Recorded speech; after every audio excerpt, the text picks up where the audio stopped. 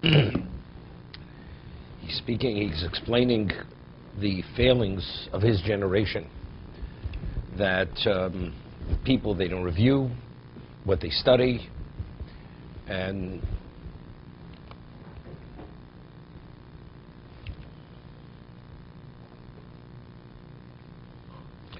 we're going to start from Reish Chavav on the Reish Chavav, second column, bottom paragraph. He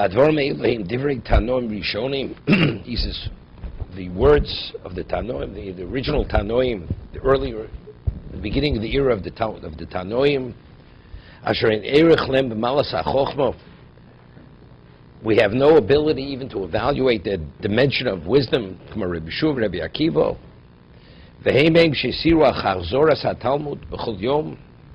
and they advise us and forewarn us how it's important to review your studies every day, the Gemara every day. He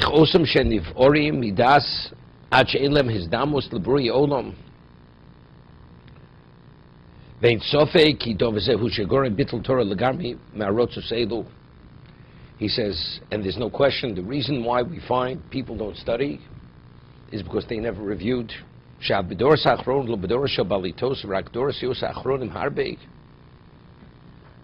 He says, it's not only the early generations, but even more recent generations. The Maral is speaking in the 1500s. They were proficient in the Torah, all 6 sections of the Shas, B'chol Talmud, the Mishnah and the Gemara, Kasher Nireh, Mitshuvas, Shevi, Rayo, Mikol HaMkomos. You see from the responsa, when they discuss any subject matter, they cite proofs from all over. The reason why they had this degree of proficiency is because they reviewed whatever they studied continuously. And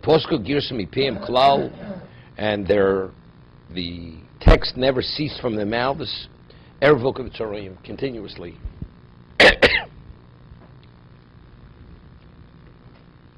So first he's attributing the reason why the communities are devoid of Torah is because they didn't study properly. They don't study, they don't review. We don't relate and understand the value, the reward of the study of Torah.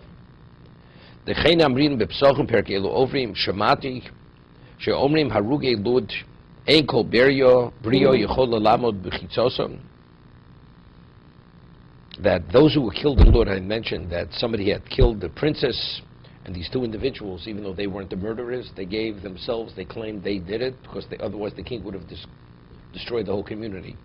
So they admitted that they were the murderers, even though they were not. So because they saved the community, their level of reward is something which no one is capable to stand within their proximity in the world to come. Then it continues, fortunate is the one who comes to the world to come, and he has the Talmud in his hand. Medrash Zadi ben Levi havi mischamed lemichmi apoy the Rabbi Shua ben Levi. Ischami lei hereu b'nei odom Pneim skufos, pnei odom, pneim zuknuchos.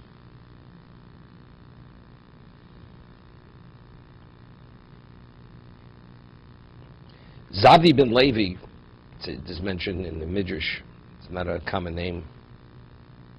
He would want to see the countenance of Rishu ben Levi.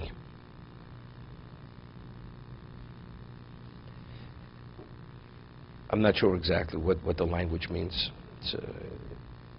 But what it means over here, he saw people with like an uplifting face, meaning they had a positive look, and others who had a down look.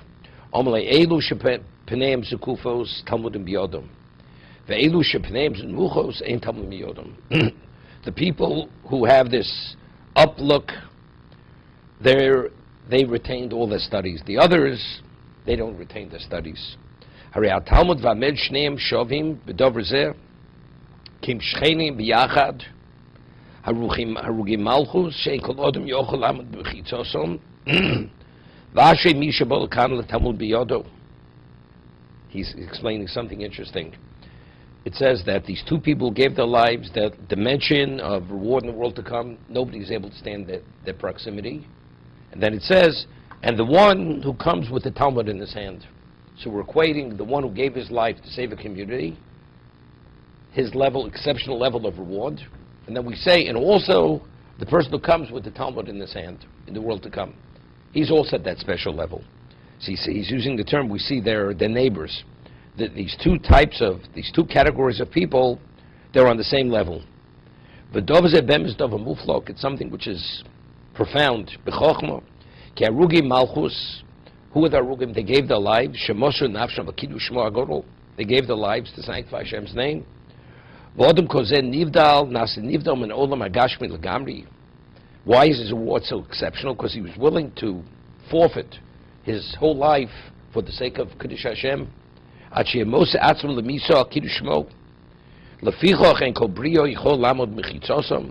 Therefore, no living creature can stand within their proximity.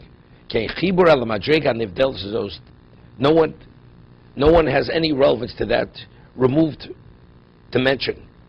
A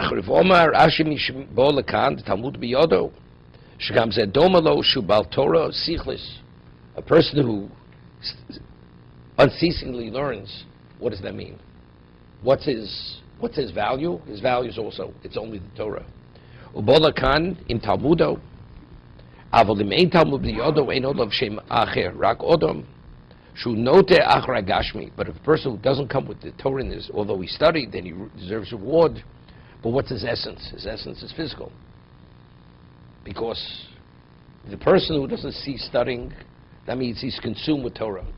Torah is the ultimate level of spirituality. But the one who doesn't, evidently, it's not because he had a bad memory.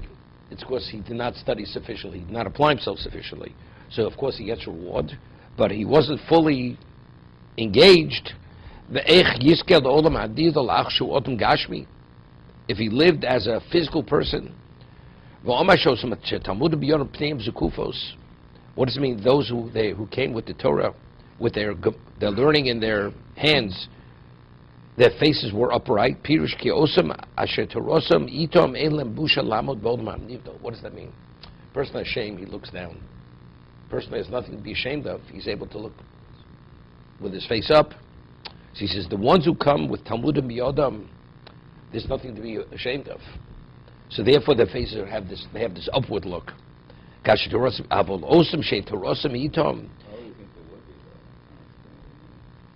do you mean? No, he's just saying, but he pointed out certain people walk with a certain up countenance, the others walk with a down countenance.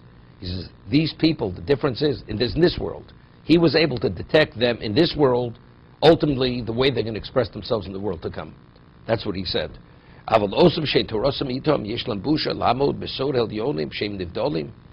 person feels out of place. He doesn't belong in that realm of existence. Therefore the faces are lowered down. Like a person who's ashamed, who feels he doesn't feel worthy of standing in the presence of those who are holy and sanctified. Is the morale comparing the Kiddush Hashem to Talmud Torah? Kiddush Hashem is more valuable than No. The person who comes fully proficient in Torah is the same as the person who gave his life for Kiddush Hashem. It sounded like he was saying... No, he says the Gemara puts them together. First it mentions nobody can have proximity. This person, and fortunate is the one who comes Talmud B'Yado. With the whole Torah in this? No, the other way. Two people. Two categories of people. Person who gave his life, Kiddush Hashem, you cannot stand his proximity. Then he said, the Gemara says, and the person who comes, Talmud B'Yado. So we're equating the two. So he says, why a person who gives his life to Kiddush Hashem, is he on a level unto himself? He gave his whole life for the sake of Hashem. That means he did not value his physicality. A person who engages in Torah study to the point where he's fully proficient in everything, that's only an indication that he was fully engaged in spirituality. So also, he gave. He invested his whole physicality in spirituality. So it's the same concept. So it's equal. It's equal. That's why they're equal. Even though the other person was alive, he didn't die.